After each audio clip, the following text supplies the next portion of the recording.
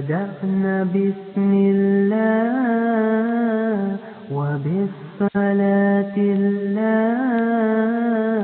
على رسول الله وآله الأبرار. Begin with Bismillah and with Salatillah upon Rasulillah and his righteous family. Bada'na Bismillah. Assalamualaikum warahmatullahi wabarakatuh. Yang harus sebenarnya dipelajari untuk ketika kita berada langsung di sumber pusat langsung sejarah Islam yang mengawali sejarah Islam, itu dimulai dari Mekah sini, yang nanti adalah Madinah, baru kemudian menyebar ke masalah lain. Karenanya harus diketahui betul dengan sejarah, karena itu bukan hanya nambah ilmu dan wawasan, tapi nambah iman. Karena kita bisa melihat menambah ilmu, wawasan, iman, strategi kita. Kita akan mengunjungi beberapa lokasi di sekitar Masjidil Haram, yang sesungguhnya di Masjidil Haram sendiri juga sangat banyak situs bersejarah sebenarnya yang memang harus dipelajari. Dimulai dengan menunjukkan Ka'bah dengan bagaimana dia dibangun, dengan Hijri Ismailnya. Bada'na Bismillah wa bisalatillah ala Rasulillah wa alihi al-abrar. Begin with Bismillah and with Salatillah upon Rasulillah and his righteous. Letak Zam-Zam yang hari ini sudah ditutup sehingga banyak yang tidak tahu di mana. Di mana situ juga ada Darun Nadwa. Bada'na Bismillah wa bisalatillah ala Rasulillah wa alihi al-abrar. Begin with Bismillah and with Salatillah. Kemudian kita keluar ke arah Marwah. Keluar melalui pintu Bani Syaibah. Siapa Bani Syaibah? Dan seterusnya, kemudian berjalan terus keluar pelataran Safa Marwah, pelataran terus keluar ke arah perpustakaan yang diyakini oleh banyak ahli juga sebagai tempat kelahiran Nabi SAW.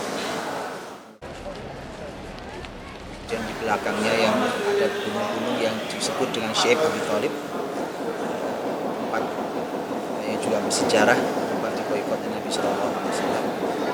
Berikutnya adalah istana raja yang sekarang ada, itu Jabal Abi Qubais, yaitu Gunung Abi Qubais, juga punya sejarah dalam sejarah Islam.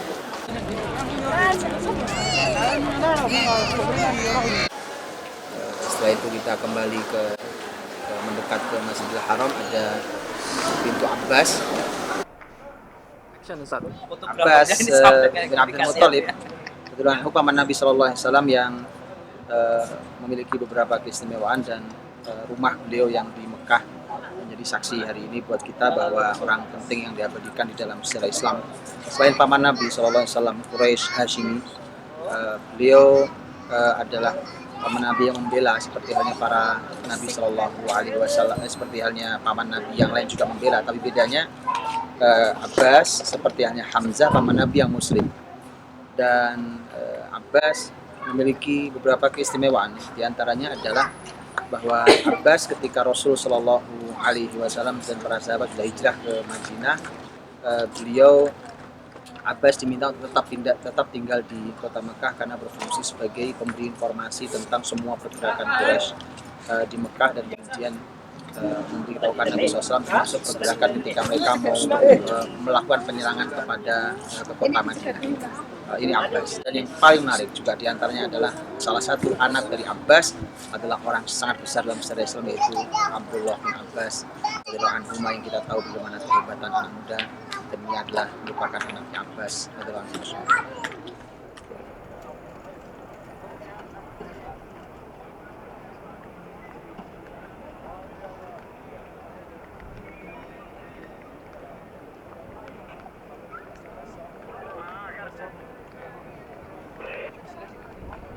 Terus bergerak menyusuri pintu yang bagian belakang ke arah sofa, dan kita menjumpai pintu yang dulu juga merupakan rumah yang sangat bersejarah, sangat amat bersejarah, itu rumah Arkom.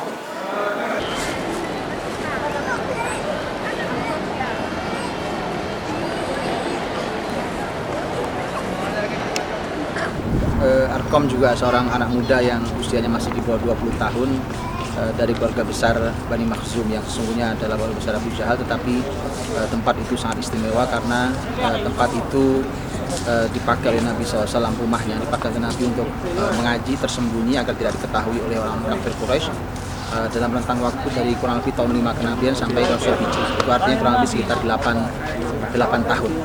8 tahun rumah Arkom dipakai untuk mengaji Nabi SAW. Artinya kalau kita boleh katakan itu adalah tempat sekolah pertama kali dalam sejarah Rasul SAW, di rumah itu. Tetapi tentu dalam bahaya, karena dalam bahaya maka harus tersembunyi, maka tergabung kehebatan ilmu dan strategi. Ini yang bisa kita lihat, dan sampai sekarang pun pintu Arkom bin Abi Arkom juga masih bisa kita lihat di posisi di sofa. Dan pemilihan rumah Arkom memiliki banyak keistimewaan. Di antaranya adalah tempat itu tersembunyi dari semua sisi, sehingga orang Quraisy tidak tahu selama 8 tahun itu sampai Rasul hijrah meninggalkan Mekah. Tidak diketahui dari sisi lokasinya karena dia tersembunyi di balik sofa, dan sementara orang Quraisy ada tertutup oleh Ka'bah, tertutup oleh bukit sofa. Kemudian yang kedua juga strategi para sahabat tidak membongkar peristiwa pertemuan itu, sehingga mereka sangat merahasiakan. Yang berikutnya adalah bahwa identitas seorang Arkom bin Abil Arkom adalah identitas yang dirahasiakan, bahwa keislamannya dirahasiakan. Dan yang terakhir adalah bahwa Arkom sendiri berasal dari keluarga besar Bani Makhzum, yang dia adalah keluarga besar musuh terbesar Nabi SAW, yaitu Abu Jahal. Makanya orang tidak pernah menduga bahwa ternyata Nabi malah mengaji di rumah salah satu keluarga besarnya Bani Makhzum yang dirahasiakan identitasnya, dan itu adalah kelebihan luar biasa. Walau Arkom tidak dikenal dalam sejarahnya, tidak banyak dikenal sejarahnya, tapi cukuplah itu sebagai sebuah karya besar. Dan itulah yang sering disampaikan oleh para ahli ilmu, bahwa mungkin tidak dikenal di bumi tapi sangat dikenal di bumi. بدأنا بسم الله وبالصلاة الله على رسول الله وآله الأبرار. Begin with Bismillah. Selanjutnya kita keluar melalui depan jalan Kawat Zamzam, juga jam yang tinggi itu.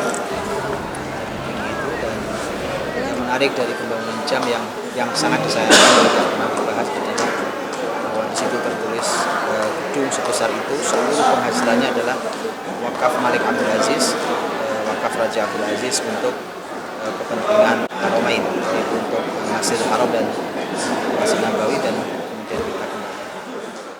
بدأنا بسم الله وبالصلاة